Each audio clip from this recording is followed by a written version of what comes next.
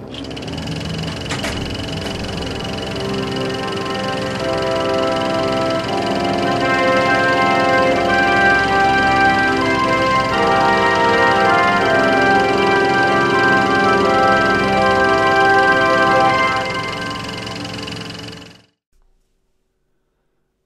purchased a Timpton Models rail bus kit. This is not a how-to video as such. It just shows how the model finished up and some modifications which I made.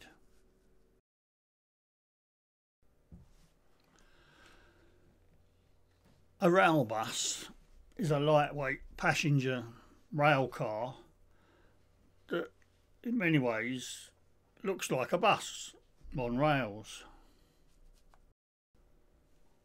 They often have a bus modified chassis, and I think they were originally designed and developed during the 1930s.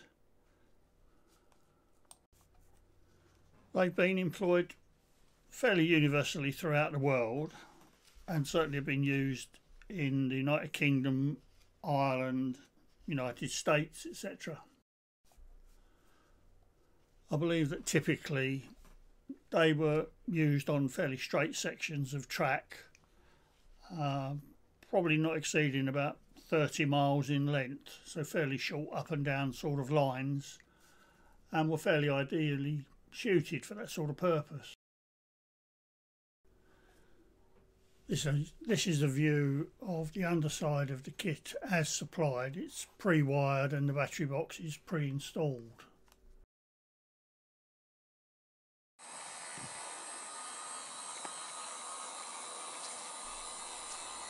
Having connected the wires to the motor, I ran the bare chassis a few times to make sure it would go round my somewhat roly-poly track, which is in dire need of replacement, I have to say.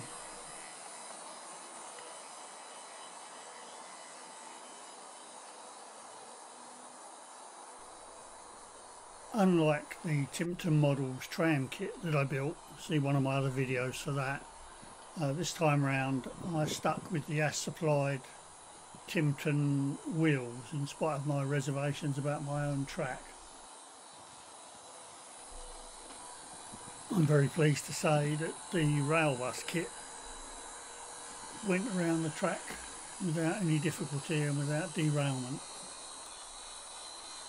So with the initial chassis track test successfully completed, I then spent several weeks, 3 or 4 I think, on the task that I detest the most, which is painting the various parts before assembling. Much of the kit does need painting before you assemble it if you're to avoid difficulty of red or yellow paint or whatever ending up where it's really not supposed to be, in my case anyway.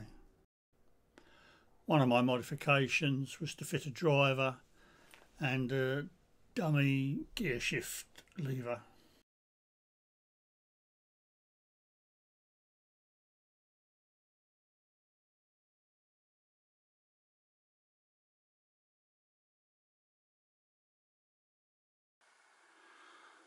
Just to point out a few minor modifications which I made to this rail bus.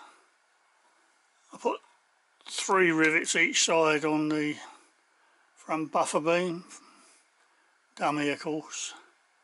I made some working headlights. I made a dummy exhaust pipe. Not totally happy with that, but there you go. And I made grab rails for the 4 doors, just bent from a bit of brass.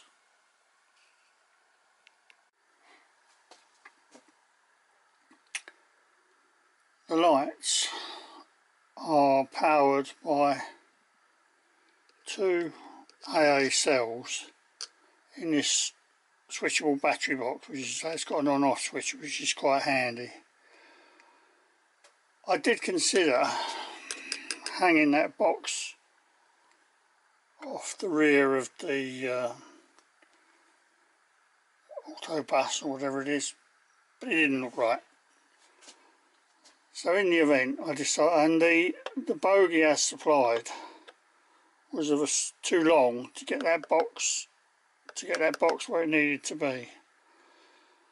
So in the event I simply cut the box in half really, and I've glued it to the bottom of the rail bus. Can't touch it much because at the moment the glue's still drying.